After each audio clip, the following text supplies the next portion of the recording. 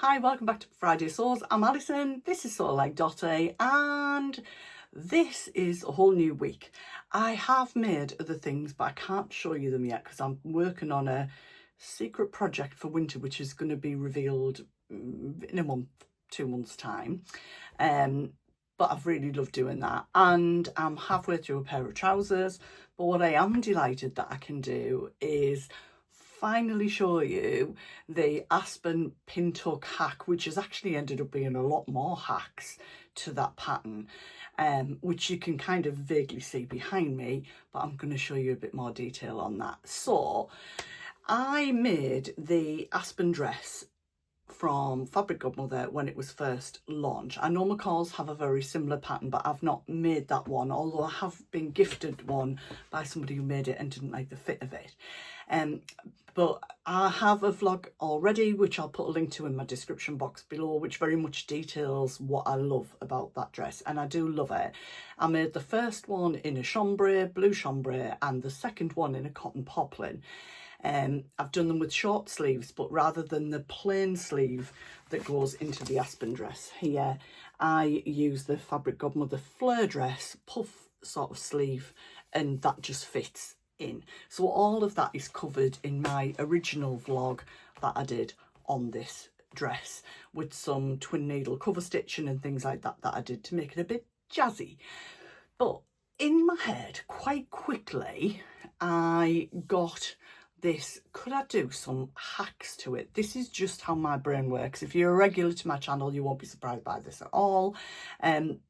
But I don't know why, I just got Pintucks in my head. I think maybe I'd been to the Baby Lock Academy. If you know, I'm a Baby Lock brand ambassador. I have been since January. However, I've had Baby Lock machines for 4 years. I'm a huge fan. But I wanted to learn more about how to use the machines to the max. And so I attended some courses at the Baby Lock Academy, which is in the UK, and it's at Sidewell Autodrome in near Northampton. I think that's right. I'm not very good at the geography. I'll put a link to that in the description box. So I have got the Euphoria cover stitch machine. I've also recently had on loan for a few months the Primo, which is the cover stitch with the fancy top stitching, which is amazing. If that had been out when I bought my Euphoria, I would have probably bought that, I've got to say. And I went on the combination feet day, which was over 2 days actually, to use a combination machine, which is the overlock and cover stitch combined, because I previously had one of those machines and then I was getting one on loan. But basically the things that I learned were things that gave me more confidence to do some different things. So one of the feet that you can use with either the cover stitch machine or the Baby Lock combination machines is the Pintuck foot. Now with the Pintuck foot, I'm going to get it, hang on. So this is my little stash of my Baby Lock feet and accessories, some of which I've bought, some of which I've been gifted, but I'm not being paid for this vlog or anything like that. This is just something that was in my head. It lived there rent-free for a little while. Okay, so for the cover stitch machine, the attachments are yellow coloured, but my understanding is if it's the combination machine, these would be white. So if you think these look different to yours, that's why. So with the cover stitch foot, so you take the regular foot off, and this is the cover stitch foot, and underneath it there's a groove. So this is how it would sort of sit under your machine. This is the back of the foot, and then there's a you know how you can open the side of some overlockers, so you at the side of the cover stitch you open kind of that door, and then this piece just sort of sits inside that door. I'll put a picture in so you can see it, and what happens is that, can you see that sort of the fabric goes over there, and that you use a 2 needle wide cover stitch, and the fabric sort of feeds through with that in between, and that creates the Pintuck. You can also use this little bit and insert cord through it, and that would put cord into the cover stitch and would make it kind of more sturdy, that's probably not the right word, fuller, depending on the thickness of cord that you used.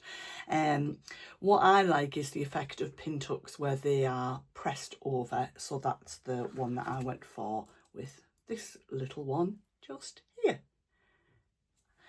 When I did this at the Academy, I was like, I love that, because I very much like the idea of Pintucks. I'm just going to put this in the box so I don't drop it. I can't remember where I got this from. If I can find the link, I will post it in the description box.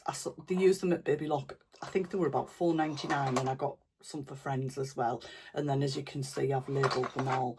I have all of the boxes, but I knew if they were visual and more accessible, I would use them more. So that's why I popped them in there.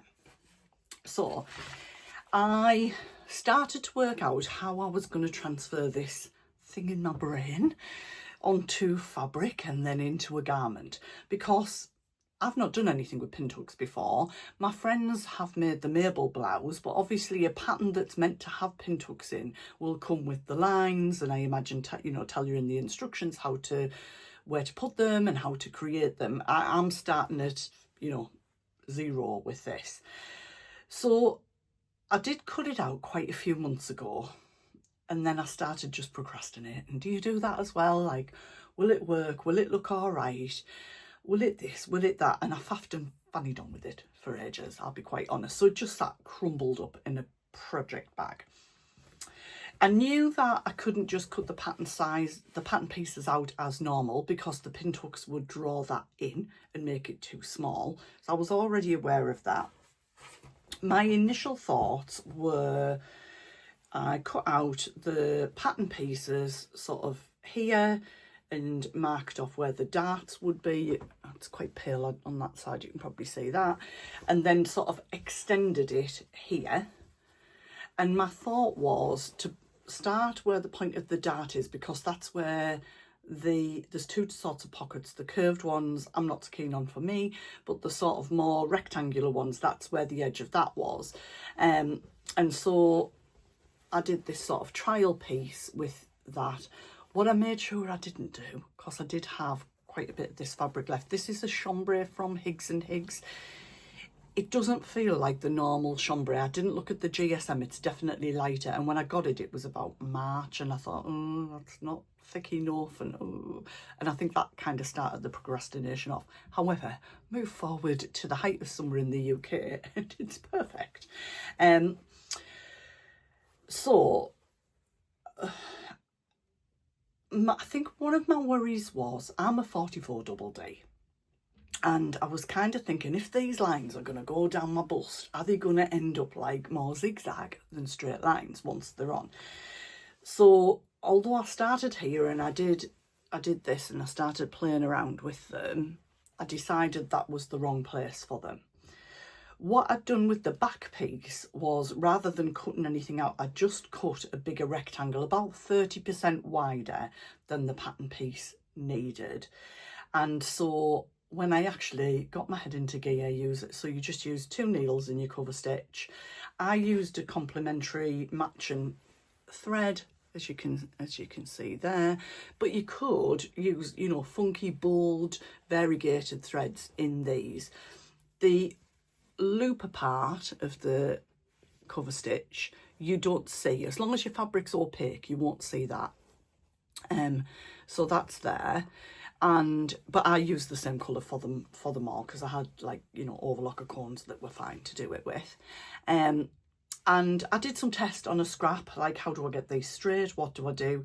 So I basically used needle 1 and needle 3, and I put a crease line in the middle of the back piece from top here to the waist, and used that as my line. So where that yellow bit was,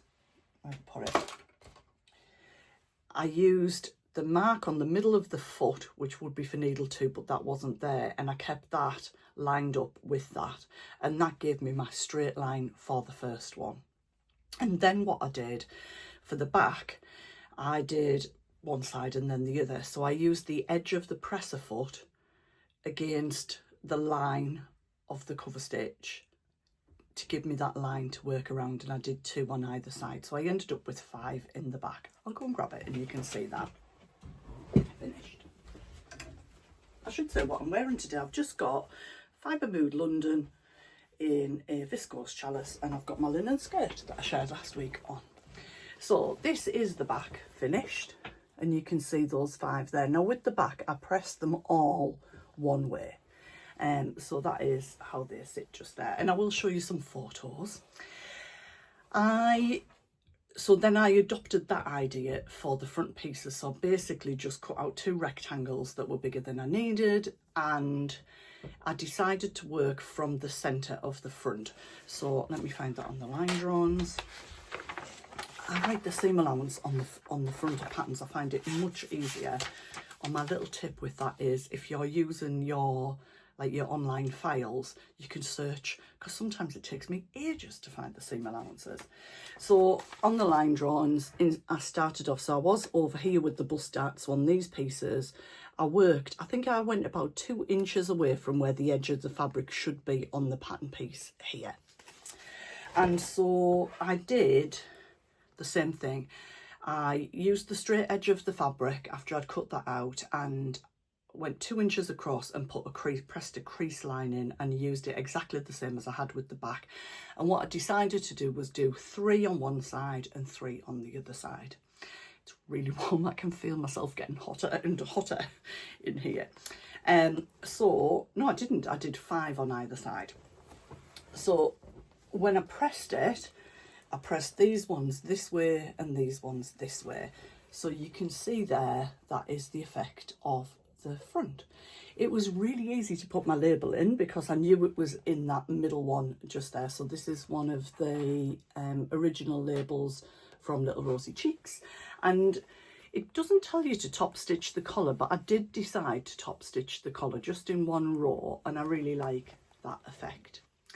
So originally I was going to do some pintucks in the sleeve. So I'd already cut the sleeve head out. What I did was I extended the fleur pattern piece down by 3 inches to allow for putting some pintucks in. This fabric is a bit creasy, more than a normal chambray, and I'm not a fan of ironing. I'm saying that really nicely. I hate ironing. The only iron I do is when I'm pressing anything in here. I do have a steamer, but I'm not so great with that. So I kind of thought, I don't mind doing the pressing on here because I can get that on the ironing board when I wash it and do the pressing on the front and the back. But I just decided the sleeves was going to be a bit of a faff on. So I changed it up with the sleeves, and I decided to do some sharing on my cover stitch. What I'll do at the end is I'll put the video will carry on, and it'll link into one of my baby lock playlists, and that's got things like gathering, pintucks, rolled hem, sharing on the cover stitch. You'll find them all in there, so it'll link into that playlist. So I'm not sure if I'm going to keep it. I wore this dress yesterday and I do love the effect, but I'm not sure if the shirt sleeves are just a little bit too crisp, because it's almost like a crisp shirt cotton than like the softness of a chambray. I'm not selling this fabric to you at all, and I appreciate that, but I'm wanting to be honest about how I found it, because apart from that, I absolutely love it. So I did 3 rows of sharing here, and then I finished it off with a rolled hem on the overlocker. So I did this on a single needle cover stitch, and then this is on a 3 needle rolled hem on the overlocker. I have got a blog post going onto the Baby Lock site, but I'm not sure how fast that'll go up after this blog, but you can always keep an eye out for that, or message me on Instagram if you want to know when that goes out, because I'll be going into a bit more detail of the how-to. Rolled hems are my favourite hem to do. On a traditional overlocker, you take out the stitch finger and make a few adjustments. You might need to alter your tension and things. With the Baby Lock machines, I've got the Acclaim and the Enlightened, certainly with that, the Victory, and like maybe not the Inspire, but the other machines have got auto tension. So you basically go from stitch selector A, which is your normal stitch, to C or D, depending on the thickness of your fabric. Change your stitch length from, mine's usually on 3, to rolled hem, and I like it on 1, and that gives me something that looks a bit more like a satin stitch on here, but I think the quick user guide says to set it on about 2, but I prefer a more dense like stitch like this. And you take the left needle out and the thread out, and that's it. It's so quick and easy to do. So I've used this technique before many times on sleeves. I think it's better on a drapey fabric. So what I think I might do is just sort of cut it off by here, and I've got enough fabric to make the normal cuff for the flare and put that on. I think that might be better, but I'm sitting on that right now. I did all of the gathering on my overlocker. You know that I love that, guys. I did use differential of 2, stitch length 4, did all the gathering on the waist. I had very little extra to bring in on this. With my other 2 Aspen dresses, I did the width of the fabric. With this one, it wasn't quite as wide as the pattern piece, so I just did the width of the fabric rather than the pattern piece size. I hope that makes sense, that I've just said there. And I only had to sort of slightly pull on the needle threads to increase the gather to get it to fit the top. The zip is one of the pink stripy ones that are available all over the place. This is a gauge 5, and the flower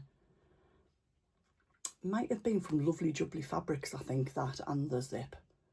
And I'm allergic to metal, so I just put some clear nail varnish on the back of their couple of coats, and it was fine yesterday. I didn't come out in a rash. Hurrah! So yeah, and I just finished off the hem with a wide needle cover stitch hem, so a 2 needle hem. I could have done a rolled hem, but no, I'm happy with the hem. So overall, I'm going to hang it back up. Don't want it to be super creased.